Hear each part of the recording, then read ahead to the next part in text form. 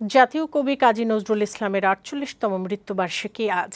বাংলা সাহিত্যের অনন্য রূপকার ছিলেন নজরুল একই সঙ্গে বিদ্রোহ ও প্রেমের কবি। অগ্নিঝরা লেখনী দিয়ে বাঙালি জাতিকে দাসত্বের শৃঙ্খল থেকে মুক্ত করতে চেয়েছেন তিনি।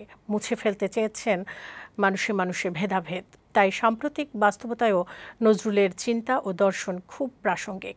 আফিয়া জ্যোতির প্রতিবেদন।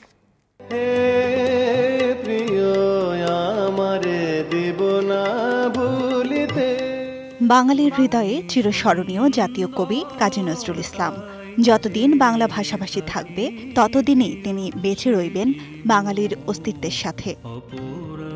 তিনি একাধারে বিদ্রোহ, প্রেম ও সাম্যের কবি। ব্রিটিশ বিরোধী আন্দোলন থেকে শুরু করে মহান মুক্তিযুদ্ধ, সব লড়াই সংগ্রামেই নজরুলের লেখা গান ও কবিতা ছিল প্রেরণার উৎস। জ্যৈষ্ঠের ঝোড়ো হাওয়া হয়ে এসেছিলেন কাজী নজরুল, ভাদ্রে নিয়েছেন বিদায়।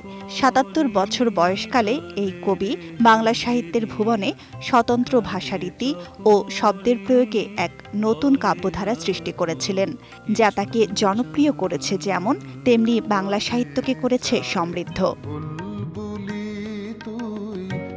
শোষিত নিপীড়িত মানুষের বঞ্চনার ক্ষোভ দীপ্ত শিখার মতো জ্বলে উঠেছিল তার কণ্ঠে। তার সে যুদ্ধটা ছিল দুর্গম ও দীর্ঘ। মুছে ফেলতে চেয়েছেন মানুষে মানুষে ভেদাভেদ। সাম্প্রদায়িকতার বিষকে দূর করে অন্ধকারে ছড়িয়েছিলেন ধর্মনিরপেক্ষতা আর মানবতার আলো। তৎকালীন ভারতবর্ষে ব্রিটিশ সরকারের বিরুদ্ধে আন্দোলন করে গিয়েছেন কারাগারে। বন্দিশালায় তার হাতে সৃষ্টি হয়েছে গান, কবিতা, প্রবন্ধ, গল্প, উপন্যাস, ছোট গল্প সহ অসংখ্য রচনাবলী।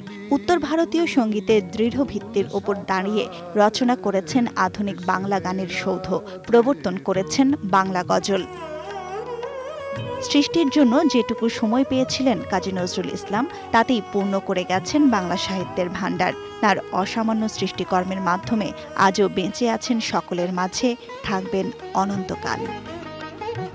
ডেস্ক রিপোর্ট, বৈশাখী সংবাদ।